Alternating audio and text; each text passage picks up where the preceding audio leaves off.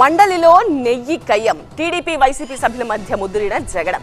తిరుమల కల్తీ నెయ్యి వ్యవహారం ఏపీ శాసన మండలిలో రగడకు కారణమైంది. కల్తీ నెయ్యిపై చర్చించాల్సిందేనంటూ వైసీపీ ఆందోళనకు దిగింది. అయితే లేనిపోని ఆరోపణలతో వైసీపీ సభ్యులు డ్రామాలు చేస్తున్నారని ఫైర్ అయింది అధికార పార్టీ.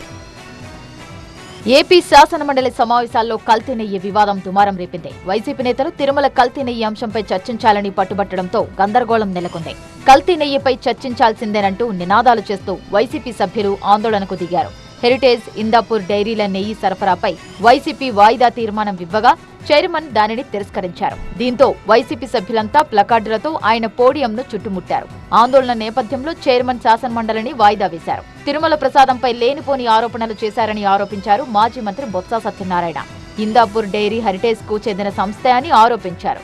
దీన్ని అడ్డుపెట్టుకుని దోపిడీకి ప్లాన్ చేశారన్నారు.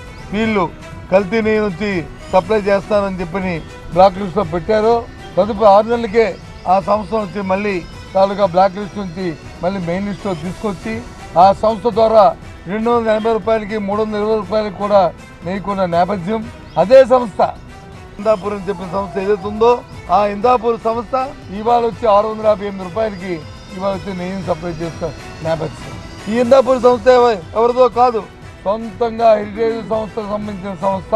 ఇదిగో వాళ్ళ వెబ్సైట్లోను ఇదిగో ఇదేమో నేను ముద్రించింది కాదు. అయితే ఈ అంశంపై వైసీపీ నేతలు ఆరోపణలు, ఆందోళనను ప్రభుత్వం తప్పుబట్టింది. వాళ్లు చేసిన పాపాల నుంచి దృష్టి మళ్లించేందుకే వైసీపీ ప్రయత్నం చేస్తోందన్నారు మంత్రి పార్థసారథి. అసలు హెరిటేజ్ గురించి ఏం చర్చిస్తారో ముందు చెప్పాలన్నారు. వైసీపీ వాళ్ళు చేసిన పాపాల నుంచి ప్రజల దృష్టి మరల్చడానికి ఈ డ్రామా ఆడుతున్నారు అధ్యక్ష. హెరిటేజ్ కి ఈ రోజు జరుగుతున్న కార్యక్రమాలకు సంబంధం ఏంటంటే అధ్యక్ష, ఏ విషయాన్ని తీసుకుని హెరిటేజ్ గురించి వాళ్ళు మాట్లాడుతున్నారో ముందు స్పష్టం చేయమనండి.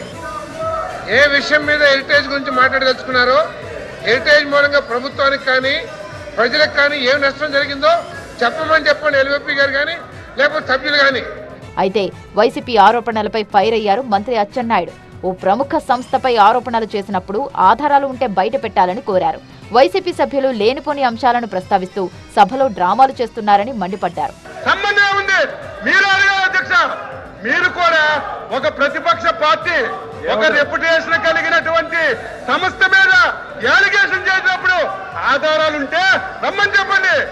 ఆధారాలుంటే చర్చించండి. ఒక రోజు కాదు 100 రోజులు చర్చించండి. ఆన్సర్ చేయడానికి సిద్ధంగా ఉన్నాం. సంబంధం లేని విషయం తెచ్చి ఉదయం నుంచి పెద్ద డ్రామా ఆడి మొత్తానికి కల్తీ నెయ్యి వివాదం రకరకాల ఆరోపణలతో అనేక మలుపులు తిరుగుతోంది. అటు అధికార పక్షం, ఇటు విపక్షం ఈ అంశంలో తప్పు మీదంటే మీదే అంటూ విమర్శలు చేసుకుంటున్నాయి. దీంతో ఈ వ్యవహారంపై రాజకీయ రచ్చ ఇప్పుడిప్పుడే ముగిసేలా కనిపించడం లేదు.